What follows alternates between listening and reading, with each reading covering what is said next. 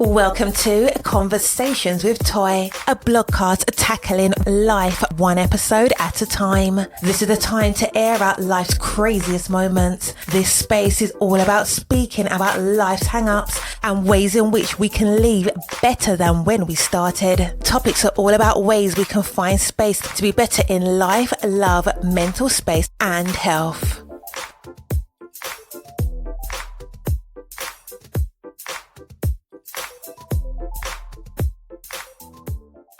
Happy Friday. I hope that you have had the most amazing week possible. We are in the middle of April. Can you believe that? I mean, time is either going fast or slow, but for me, I feel like it's a combination, but we are here. If this is your first time tuning into Conversations with Toy, welcome. On this podcast, I will talk about mental health. I will talk about self-care. Sometimes the topics are serious, sometimes they're funny, and sometimes they can be a combination of all. And if there's any time where I need to give a trigger warning, I try my best to give as many trigger warnings as possible for when they are necessary. And I hope that you find that this space is safe for you, that you can find a way to learn, to laugh, and to just enjoy the time that you are spending with me here on this podcast. Now, whether you're working out, folding laundry, like I sometimes do when I'm listening to a podcast, whatever you are doing, I'm just welcoming you into the most amazing space possible. I would love for you to do me a favor. After listening to this podcast and you've seen some type of value to it, whether you've learned something, it resonated with you, whatever the case may be, share this with at least one other person. We can grow when we begin to share, and this is amazing content, I believe, that we all need to be listening to right now. With that being said, today's podcast will need to have a trigger warning. I say that because this is Black Maternal Health Week. Now, for all the naysayers that says, what about the white women who have babies? What about the Puerto Rican women who have babies? I am a Black woman. I can only talk about my personal experience. I can only talk about the statistics that show how many Black women suffer and unfortunately do not live in the midst of childbirth or from complications after childbirth, right? And it's unfortunate that there's a reason to share a story, that we even have stories to share of times where we weren't heard, or the doctors and nurses believe that our pain tolerance is higher than some others. And it's just sad. So I am going to give a trigger warning. Now, let me also say that I'm also, even though I'm a mother of 3, I have always, and I mean 100% always believed that you don't have to be a mother to be a woman. I don't know where we came up with this ideology that women were only here to, bear children. I don't understand where we got that concept from. Wherever we got it from, that's cute for those who can, and for those who don't want to. There are people who legit do not want to have children, right? Then there are those who struggle with having children. And this is why I give a trigger warning, because if you are in the cusp of trying to have children and just not working for you, may not want to tune into today's podcast. I understand. And so I'm giving this trigger warning to help those who may need it. You may have had a child that has unfortunately passed away. I mean, there's a gamut of reasons why this episode may not resonate with you. And trust me, I understand. But for those who can tune in, let's have this conversation. The debate about what is Black maternal health, it shouldn't really be debated. I mean, it legit boils down to the health of a Black mother to go into the hospital, be heard, be believed, be respected so she can be well. Those are the core concepts for me, right? And maybe to you it's different, but for me it's being heard, being believed, being respected, and being well. I've always given the concept of the story about my youngest daughter, and we'll get into that conversation as well. But when I go back, I had to actually think about it. Even with my oldest daughter, the jeopardy of my personal health while giving birth to her was not taken seriously. So let's get into my oldest daughter. I have 3 kids, girl, boy, girl. And with my first daughter, I ended up discovering that I developed preeclampsia. Didn't know that until probably the day that I went into the hospital because I was having these really bad contractions. I thought my water had broken. It didn't, thankfully. However, I was kept in the hospital because my blood pressure was so high. And so I went into the hospital, let's say Thursday. Matter of fact, I know it was a Thursday because she was born on a Tuesday. So I went into the hospital on Thursday, blood pressure not stabilized. Friday, blood pressure not stabilized. Saturday, blood pressure not stabilized. Sunday, blood pressure is not stabilized. It got to the point where my mother was there, most, if not the entire, she was there the whole time. Why am I saying? She was there the entire time. And so she had to basically advocate for me, but they were ignoring her, a Black woman, go figure, and they were ignoring me. So if you've ever had high blood pressure, especially if you're melanated, for me, my skin begins to get really dark. Now I'm already melanated really well, a nice little chocolate brown girl. And my skin begins to go from this beautiful chocolate brown to this dark chocolate brown to eventually almost borderline black. My blood pressure was out of control and they knew it. They were monitoring me the whole time. And so they kept saying, okay, we're going to induce. They started the induction process. Now she was born 6 weeks early. We're going to do this. We're going to try to give you this medication to try to, develop her lungs. They were trying to give her stay in there for as many days as possible. And I understood that they were trying to weigh out her health versus mine. I understood that, right? But at the time when I was saying like, hey, I'm in so much pain, this is excruciating. I was not given medication for pain. I was not understood and heard. My mother legit almost had to lose her marbles before somebody really listened, right? And when I thought about my youngest, I was like, wow, I didn't even realize that even with my first child, it was traumatic because again, my blood pressure was at the point where they said I was moments away from seizing out. Right?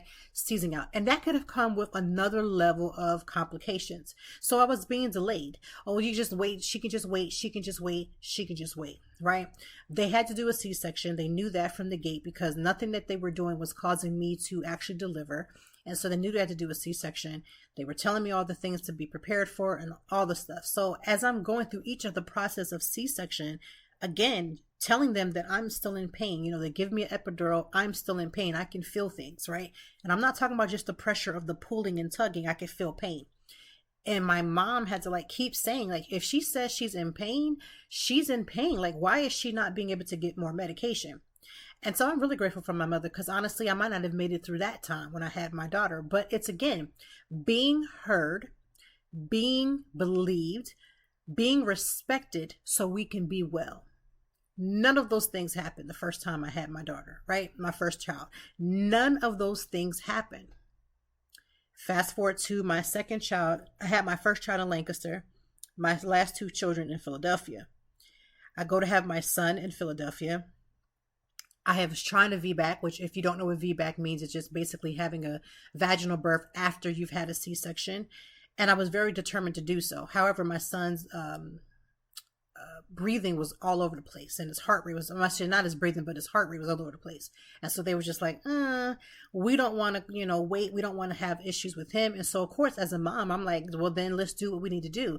Yes, I wanted to VBAC, right? It was my desire to try to do it the old school way. And I say the old school way because everybody always has this issue with saying that mothers who don't have births via vaginal are not having real births. Let me just tell you something. I'm going to tell you real quick.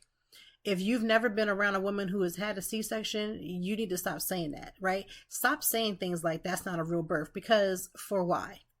It is an actual real birth. And let me just tell you, I can't compare it to vaginal birth because I've had friends and family members who have had babies vaginally, right? I can't compare the pain level that they feel. But I'm going to tell you something. Having a C-section is a major surgery and that crap hurts. It hurts.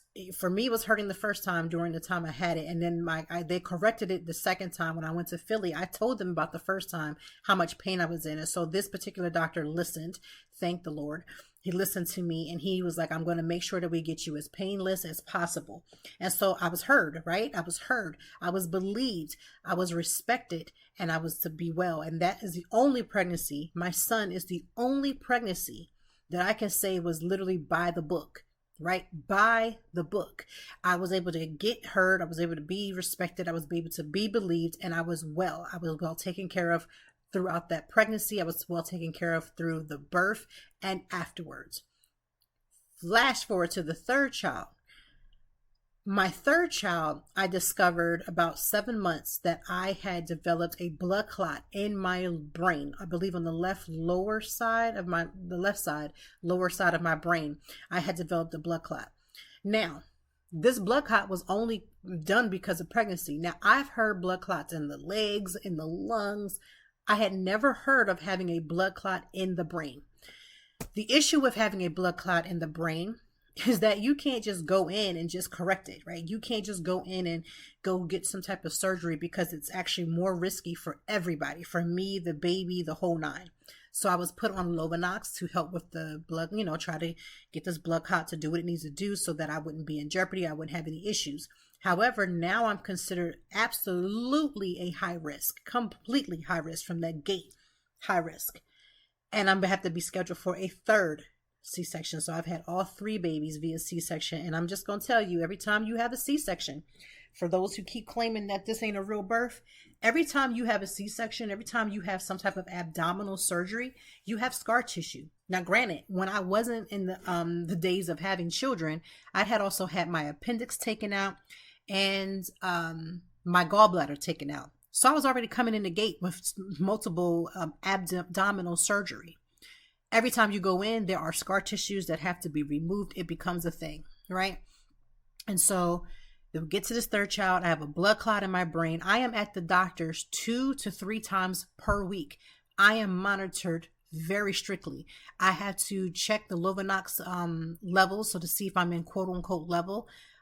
They would call me and say, okay, go get this medication, go to the CVS, pick up the medication, which was a needle. I had to give myself a shot 2 times a day, once in the morning and once at night with the Lovenox. I could not take a pill. I could not do any other means. It had to be via shot. I had to give myself a shot in my abdomen or my thigh. And I chose my thigh, and it took a while before my thigh stopped being so black and blue from bruising, because you have to give yourself multiple shots, right? Twice a day, every day, until the end of the pregnancy. Actually, even beyond that, I was on it for 6 months after. The stress that I was under, because I would go to work, I would have to leave, I would go and get this, have them draw my blood to see if I was in level, get back to work, and they would say, go pick this up. Pick up this vials of the medicine for your shots, right? Go and get it. I would get a call sometimes even an hour later, and they would say, I need you to go back and draw more blood. We're seeing something that doesn't make sense. I would go back, leave work, drive to go get more blood taken, go back to work, and I would be told to pick up another different medication. And so this happened every 2 days during the week, right? Every 2 days, like Monday, Wednesday, Friday. This was my life. And the amount of money that it was costing me, because even though I had insurance, I had all the things, you still had co-pays. You still have, the medicine had co-pays. Like, it was expensive, but what could I do? I had to live, right? I had to bring this baby forth, and we had to make a plan. And we made that plan when we decided we knew what day that we were going to have her. I could have scheduled it on Valentine's Day.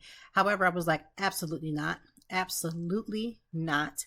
I didn't want her day to be, subjected to the fact that it's on Valentine's Day. I just didn't want that for her. So she was born a few days later. And so we had a plan. And when I went into the surgery, I had multiple doctors. I believe I had 4 doctors for me, 2 for her. And I had 4 doctors for me in addition to. So I had 4 for me in addition to the doctor that was delivering and the nurses for the OBGYN surgery. It was a madhouse of how many doctors was in the room, right?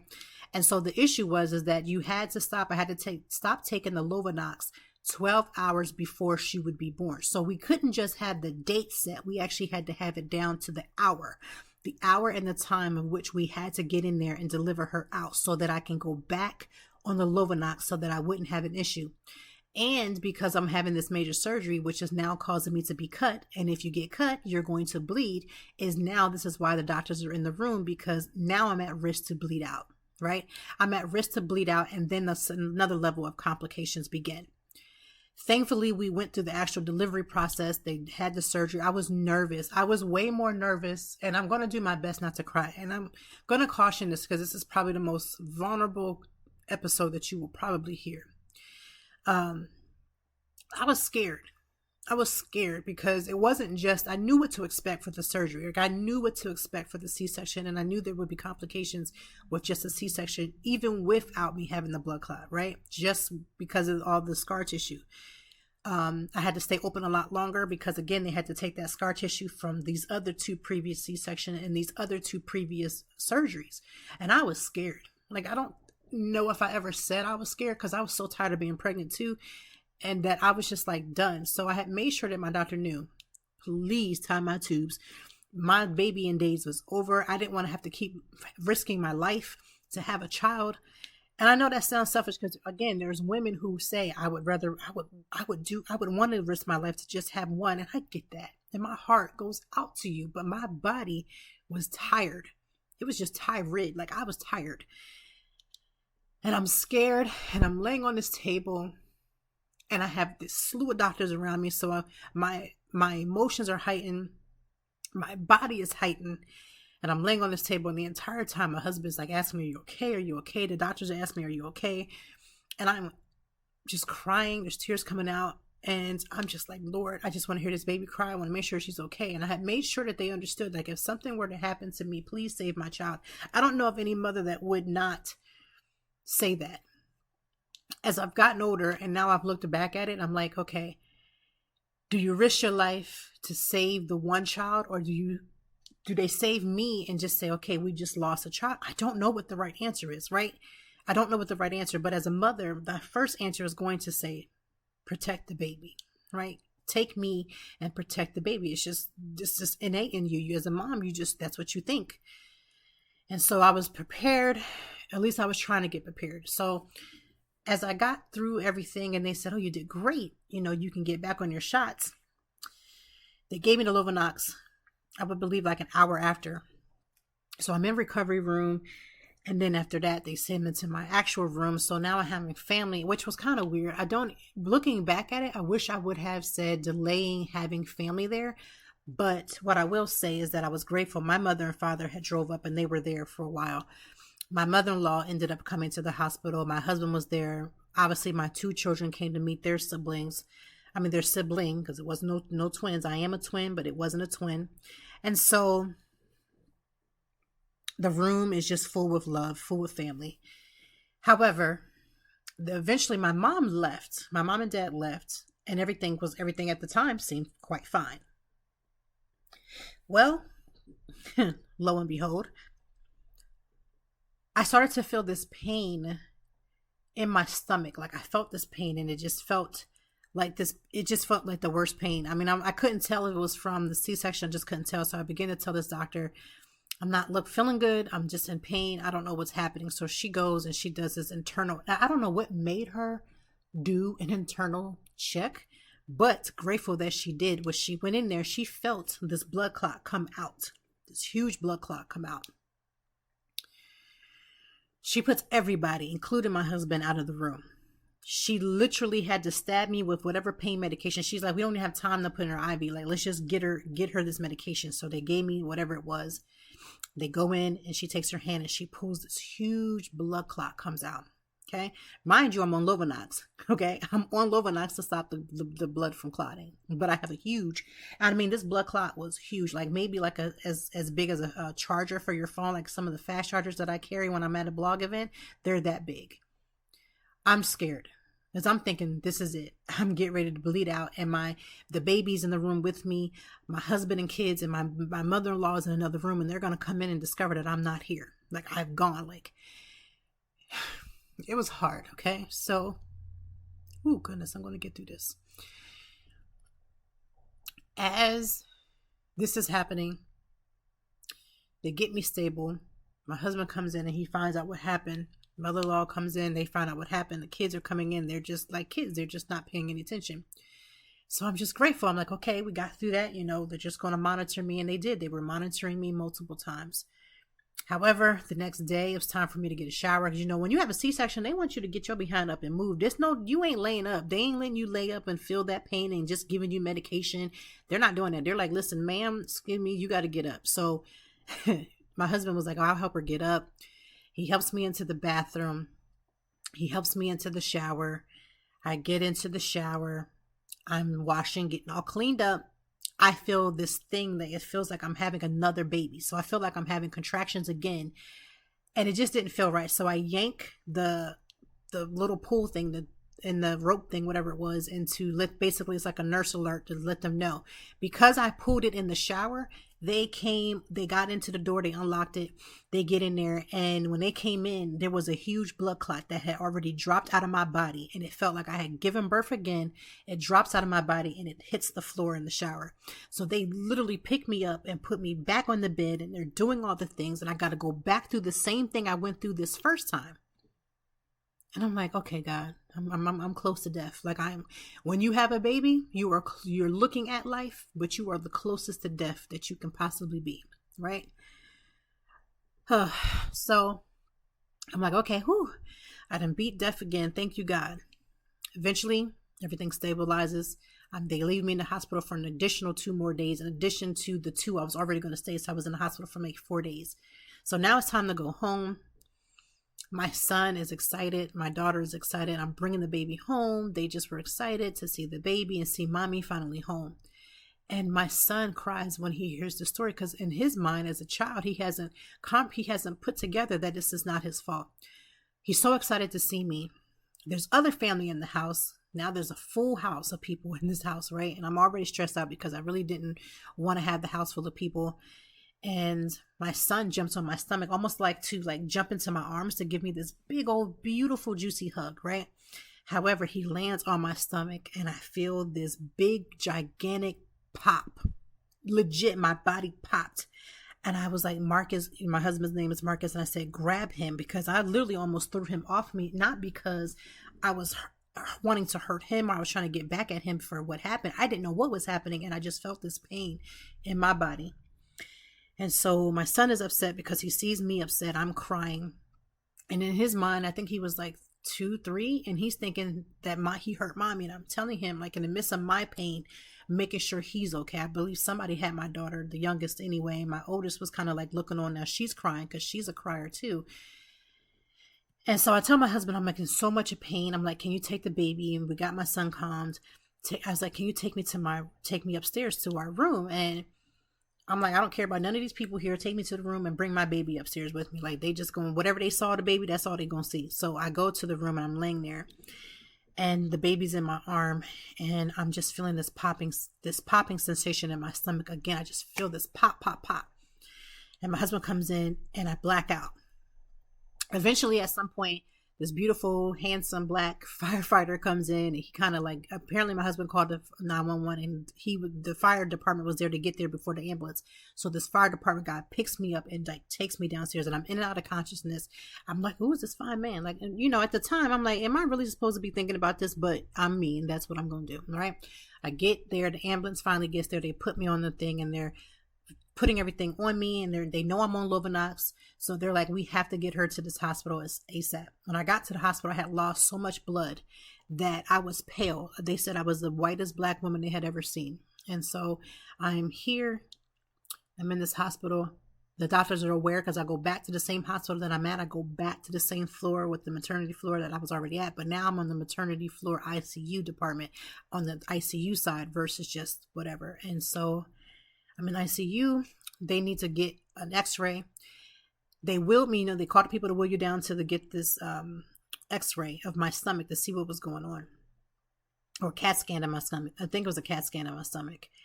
And the woman down there was like, well, why can't she just get up and walk? Like, she's fine. Like, I don't understand what her problem is. And I'm like, wait a minute. I'm literally bleeding out, and this woman is telling me that I'm okay, that I'm fine, and that, she can just walk. And I'm like, they actually went to physically get me up. I had literally no strength.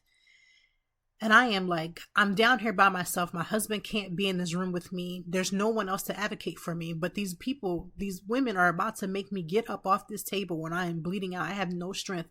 I can't get up. And they make me stand up, and they're holding me on both sides. And I'm just falling. I'm literally about to fall. And they pick me up in the nick of time.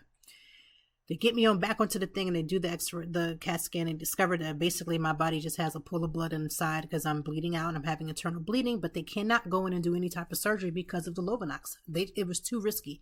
I already had this internal injury now, this further injury to a C-section. I'm bleeding out, and there's nothing that they can do but basically allow my body to recycle the blood back into my body. So you can just imagine the fact that I'm getting blood transfusions now. And my blood type is, it's B positive. My blood type is B positive. And the way I remembered that was because I feel like my blood type is always a reminder for me to be positive, because I used to be super negative like years ago. Okay, so I digress. And my father was still in the the Air Force or Army Reserves. I think the Army Reserves. And we put out like this statement, like, I need people to donate to me. Like, whoever has the same blood type, I need people to donate to me, right? This was before I even had the C-section. And one of my dad's soldiers from his barracks was in Lebanon. And this is about 3.5 hours, maybe even 4 hours away. He drives up from Lebanon to Philadelphia to give blood for me in case I needed it. And I thought I was in the clear. And I needed that blood, eventually ended up needing that blood when I was having, bleeding out.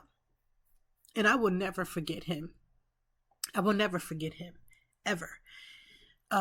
He just did what he needed to do. Like, he never hesitated. And it was a beautiful thing because I didn't know anybody was going to do it. And it was crazy. I ran into him as he was giving the blood while I was having an appointment there. This was before I had the baby. And so I'm now in the need of this blood. And now they're like, his name is on the bag. It's just so cute. And I get this blood, and he gave me quite a lot of blood, thank God. And so I'm getting this blood, and I'm just getting this blood, and they're just allowing the blood to, do what it needs to do. And so now I'm getting cared for, and I'm trying to get better, and I'm trying to get healthier. But it was the scariest thing because, again, being heard, being respected, being believed so we can be well. Kevin Hart did a movie. I believe it came on Netflix. So yes, it was on Netflix, and it was called Fatherhood. Now, I wanted to watch the movie. This was years later. I wanted to watch the movie because I was like, it's Kevin Hart. I'm living in Philly. This is, Philly.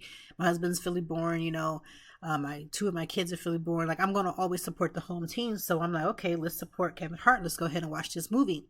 And I knew that it was about him basically taking on the role of being the primary caregiver to his daughter after his wife died. I just didn't realize what actually happened.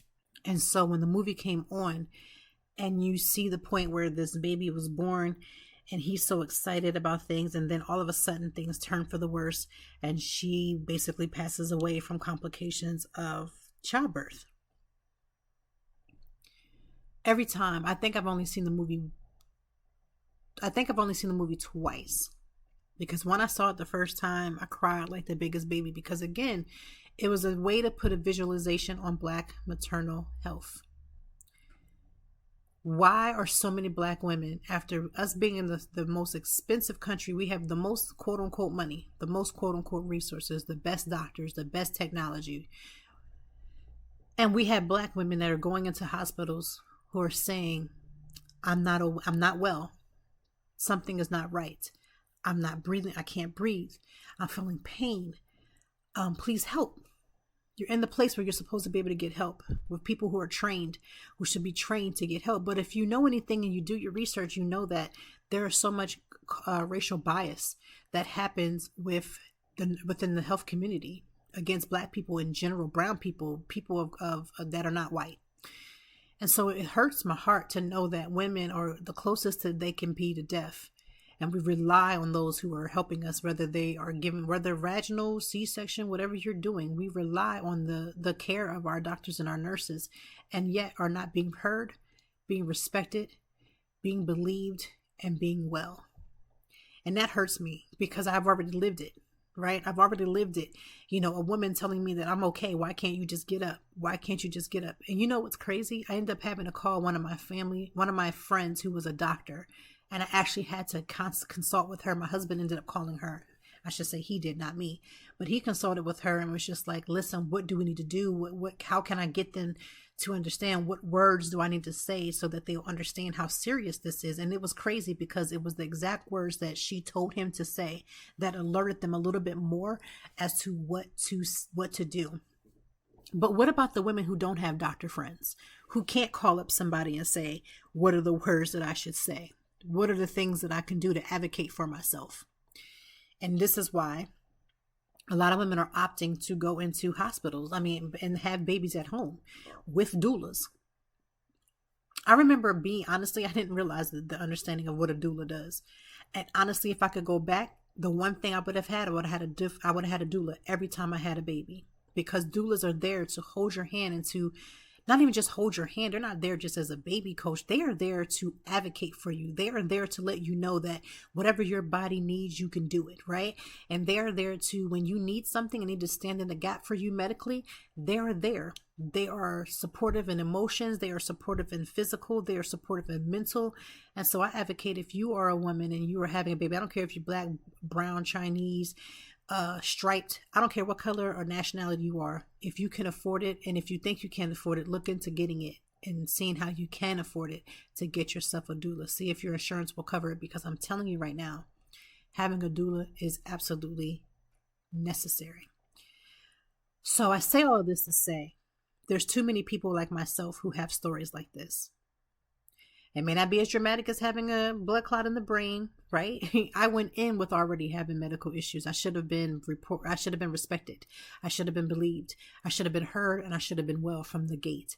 There was incidents where people did take care of me. I'm not going to sit there and say that nobody didn't do anything. So there were instances where they did, but there were so many instances where they did not, where I wasn't believed, where I wasn't respected, when I wasn't heard, and I wasn't well. And with Black Maternal Health being this week, I just wanted to make sure that I did my part to shine a light on it, because whether I went through it or not, I want women of all colors, and especially my Black women, to go home to their babies. You know, there's men right now that are raising their children by themselves because the woman that was in their life, their partner, their wife, their girlfriend, their whatever the case may be, died either in childbirth or the complications after childbirth. Now, we understand there are certain times when no matter what you do, certain things just are inevitable, but we're talking about being heard, being respected, being believed, and being well. That honestly should be the code for how people look at Black maternal health, because there's no reason as to why we shouldn't be able to go home to our babies, right? I'm going to be honest with you. Every time my husband brought that baby up to that hospital, I just loved on her, because he brought everybody, but I just loved on each of them, especially this last one, because I was like, what if this is my last time? Like, every time the kids would leave and he would leave, I was always scared. Like, what if this was my last time? And why? Because, you know, when he's gone and he's at home, now he's taking care of all three of these children, and he's got this new baby, and I'm nursing this baby. Let me say one thing. I will say shout out to some of the nurses at that hospital. They did, you know, like they hooked the machine up to me, the breast pump on me, so that I can get milk and give it to the baby. But, you know, I was like, Lord, am I going to see these babies? Like, am I going to be able to call my mother? And what if somebody has to call my mom? What if my husband has to call my mom and tell my mom that I didn't make it? Call my dad and say I didn't make it. Call my twin or my brother or my sister-in-law and tell her I didn't make it because something happened. I stopped breathing. I bled out. Anything. I'm telling you, it was one of the most scariest times of my life. And I have never been in ICU before. I've had many things happen to me, and I've never been in ICU until then. And what I will say is that being that close to death changes you. It changes the way you look at yourself when you go into the hospital. It changes the way that you look at the medical field, because again, you know, a lot of times I don't always see women of color as my doctor when I'm in the hospital. And so when I do, I'm like always looking to them to say, listen, I got extra questions, because, you know, I ask certain questions to certain nurses that don't get it. And now I'm being speculated. Listen, I am not the type of person that will take any type of prescription drug for any reason, right? And I get it. There are some people that will, of all colors, that will abuse the system. But there's no reason after having major surgery that I should have been in any type of discomfort. And be in a medical crisis, to be in a medical crisis and have somebody tell you, well, you're fine. I mean, the woman kept saying it, and it stuck in my mind. I even talked about it on the blog, which I will link into the show notes. Like, how am I fine? How am I okay? How is this even okay to have somebody be at this such a brink of death and it just be okay? As many people who want to say that Black maternal health is stupid, anytime you put the word Black in front of something, my God, it's like y'all was eating black licorice. Like, I'm not a black licorice fan, so it's like y'all take it as like to heart. People, and I say y'all for anybody who has a problem with calling something black anything. Like, what? Because like, for why? Whew, this world is crazy. But I say all that to say, let's be well after we are heard, respected, and believed. We should have more mothers going home with their babies. We should have more mothers, if they've gotten home and they have to come back, that they're heard, respected, believed, so that they can be well. What is so different about us that's different than a white woman, a white mother that's trying to get home to her family, right? Everybody wants to go home and count them toes up and count them fingers. It's already bad enough that your child could pass away in childbirth, and the many women who's experienced that, I can't even imagine. But for you to almost lose your life, only something as simple as being heard, like, take the time to say, okay, what are you trying to tell me? Okay, you're in pain. Okay, I don't know what's going on, but let's pursue. Let's find out. Let's look. Sometimes it just takes one doctor to just take a second look to hear the cry of your patient. See, this is why we got to get back to them bedside manners. Because when you have some good bedside manners, you're a listening ear. You're trying to hear what the patient is saying and what they're not saying, because I would rather err on caution than to just do any old thing, right? And then I would hate to lose a patient and all I had to do was listen. Listen, I respect doctors. Y'all work hard. I used to work at a medical college and helping them process so they can get their degree, get to their schools to get matched and do all those things. I used to work in a college. I respect it. But what I will say is this. As much as I respect the field, I need the field to respect the people that look like me, the mothers that look like me, so that they can go home to their children, so that these fathers aren't having to raise these children. These grandmothers are not having to raise these children alone.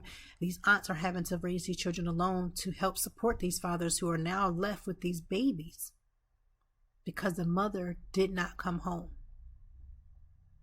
I don't think my husband could have taken that, especially because we've lost his mother a couple years ago, and to not have her and then me not being here, I can't even imagine what that would even look like.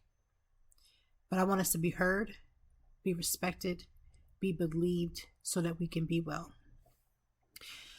Oh, what a week. So that's why I said there's a trigger warning on this episode, because again, I have to be honest about that. As much as I want it to be jolly and holly gold, sometimes life just isn't built that way. It's just not.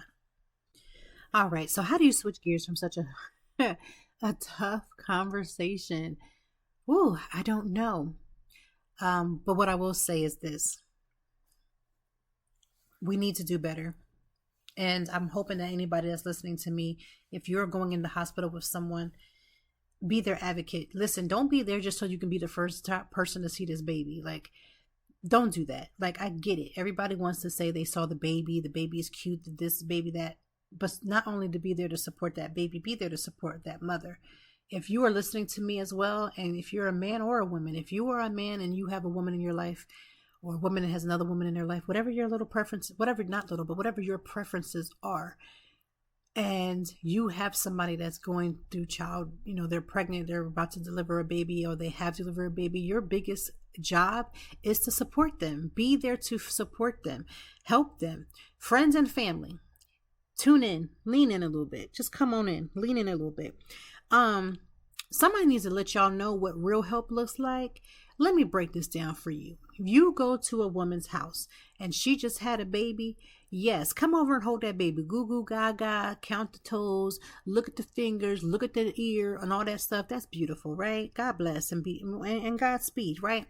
Do that. But if you're really going to come over, especially if you're going to come over just to look at this baby, come over with some things in your hand. Let me tell you what you should do. Okay, we're going to have this conversation because some people don't know how to help and what level of helping is. Now, mamas, we also got to be relinquished to help. Let somebody else help us. I know you superwoman. I was superwoman too. I tried to get up shortly after I got through all of that and try to move around and, to get back into the flow. Don't do it. That's ghetto. Don't do it. But mothers, let these people help you. But let me tell you what type of help you should be offering someone who just had a baby. Come over and help if she has kids or they have kids, Come over and help take those kids either out of the home and let them do an activity, or bring some activities for this child or children to do, right? So come over and be of help to, help guide these children. If you're going to hold the baby, let's go ahead and hold this baby so mama can go get a shower. Let her get the longest shower she needs. Like, come over with a little bit of time on your hands. Come over with at least an hour. At least an hour. Don't come over for your little 15. Let me look at the baby and leave so I can see what this baby look like. You can get a picture. We'll send you a text message, right? We can text you the picture. You're going to come over with an hour's time on your hand. Bring some dinners or some meals or some snacks, right? Bring some food. Bring some water and things that this mother can stay hydrated, right? Offer to send a maid over there to help clean this house so she can be comfortable in her home. So maid service, food service, babysitting service. Come over and let that mother get a shower. Make sure she's eating. Hey, can I fix you a quick meal? Can I heat up something for you? I want you to eat. This baby's going to be all right. Let's go ahead and get you some food in you. Make sure you get something to drink. Let's make sure you're hydrated. Maybe have somebody come over that's going to come over. There's plenty of people who will do it.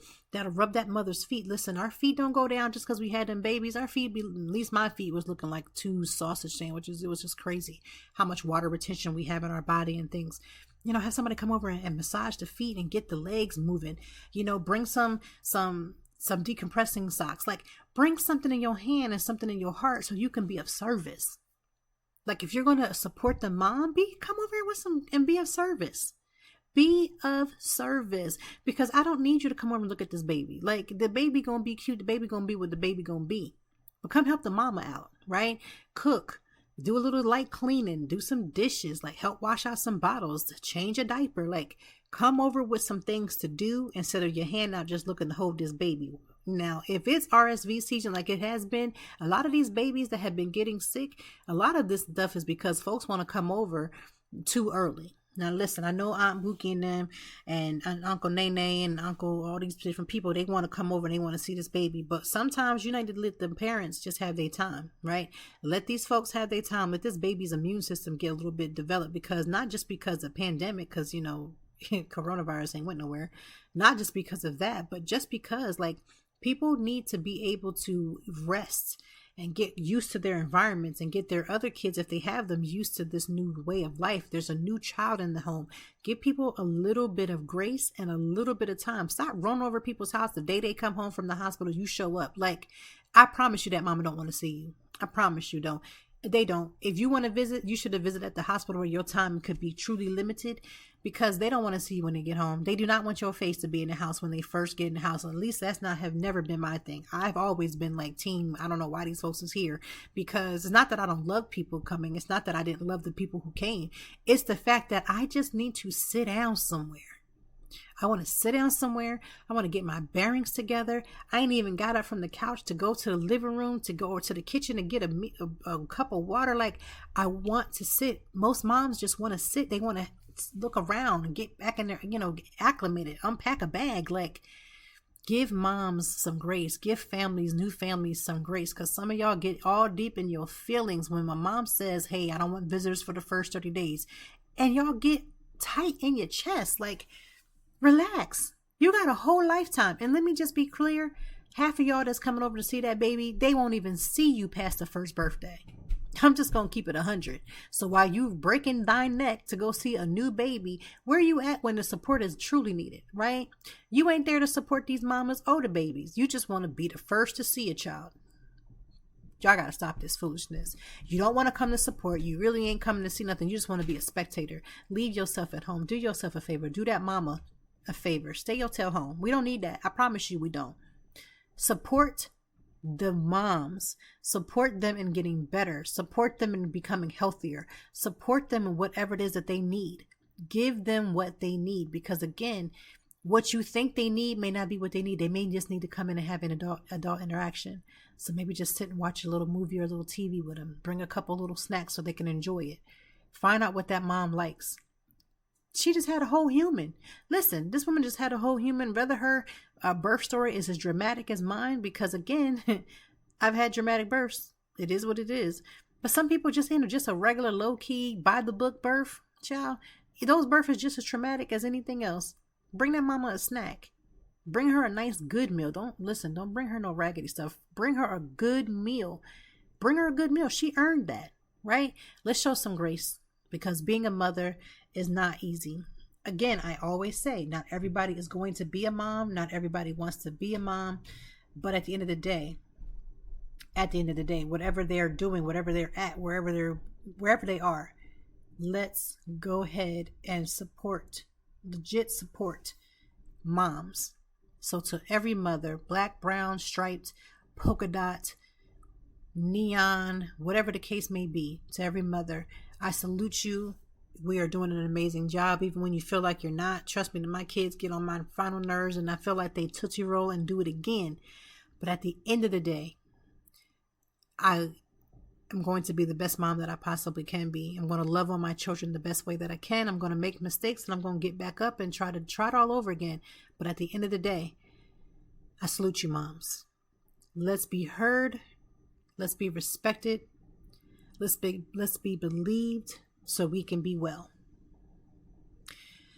Thank you so much for listening to this podcast. Again, I'm so sorry that we didn't get to chuckle hard this episode. I'm so sorry that we didn't get to do a little roddy ha ha and all those other things, but promise you, we'll probably get back to that next week. We'll see, because life be life, and I don't know what's be going on and all the things. For those who are going to the concert tonight, and you should already know what concert I'm talking about, but for those who are on some type of under a rock, the Kevin Ross concert is tonight.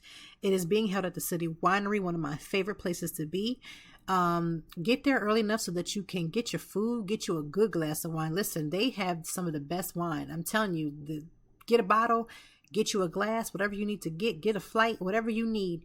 But go ahead and get yourself situated. Get there early. Get your food. Get your drink. Get your, entertainment on. Just get ready. It's going to be an amazing concert. Enjoy it. This weekend, if you are in the Philadelphia area, there are 2 events that are happening for families and friends. I mean, you don't have to have a kid to go. The first is Paw Patrol, so you may or may not want to go to that. Paw Patrol is live, and it's coming to the Kimmel Center, and it's coming on Saturday and Sunday. Several shows. So I believe there's like 3 shows per day. That's what's going on. Then in addition to that, there is the Monster Jam that's happening on Saturday, and that is going to be a treat. Now, it looks like the weather is going to be possibly raining, so get you a poncho. They may not let you bring an umbrella in, so get you a poncho. Do what you need to do. It's going to be decent weather. Put a little long sleeve shirt on or a little coat or whatever you may need, but make sure, again, that you are ready to go. The Monster Jam is basically the huge trucks that kind of go over the other little trucks. They are going to be amazing. My kids are super excited. So that's what our weekend is going to look like. I have some theater to do on Sunday. So it's going to be a good weekend. I hope you are enjoying this week. Listen, for everybody that has seasonal depression, don't you feel like your personality is coming back? And maybe that's just me, but listen, that sun on my skin, that the heat in the air, oh gosh, that does something for my whole well-being. It does something for my mental health. So thank you for listening to this episode. Thank you for supporting. Again, I can't stress this enough. If this resonated with you, if you want somebody else to understand and hear the story about, my crazy childbirth story, and again, so that you can feel empowered. The biggest thing I want you to take away from this episode is that you have to be empowered. You have to find a way to advocate. And sometimes you may even have to go over somebody. Listen, I don't have no problem calling the patient advocate people. I don't have a problem doing any of that, because the way that people are dying at the hands of a doctor and a nurse who has sworn oath to take care of, it's just ridiculous out here. And that's not even just with maternal health. That's with all kinds of things. I'm always going to stand for making sure people are heard, respected, believed, so they can be well. Have the most amazing weekend. Happy Friday. Do we even have a drink of the day? Should we have a drink of the day? I mean, it is Friday. The weather has been weathering. It's been doing what it needs to do. Let's see if we want to have I don't know. Should we? It's Friday. Let's go ahead and do a drink of the day. Today's drink of the day is a Lavender Martini. A Lavender Martini. Now, why Lavender Martini is because we are in the cuffs of good spring weather and we want to celebrate that. Nothing is more beautiful than seeing a beautiful blue or purple hue drink. It will be in the show notes so that you can make your own Lavender Martini. I love lavender. I usually put a little bit of lavender in my tea. Ooh, it's good. You get a little frother. Listen, you don't know nothing until you lived and just had a little bit of lavender anything, but Today's drink of the day is a Lavender Martini. In the show notes will be the recipe so you can make your own. I want you to let your hair down a little bit. Just take a deep breath. All the stress that you've had all week long, I'm sure you've had it because I've had it. Go ahead and give it a deep breath. Let that escape you. Let that move away from you so you can enjoy this weekend. And just find one activity. I always say this. Find one activity that you love that is for you. Thank you for listening to this episode. I can't wait to talk with you next week. And thank you for listening to Conversations with Toy. Thank you as always for joining me, and I know that even in the deepest or joyful conversations that there's something we can learn and apply. Until next time, I hope that you are doing better. If not, we will be back to talk some more and handle it. Peace to you and yours. Stay grounded.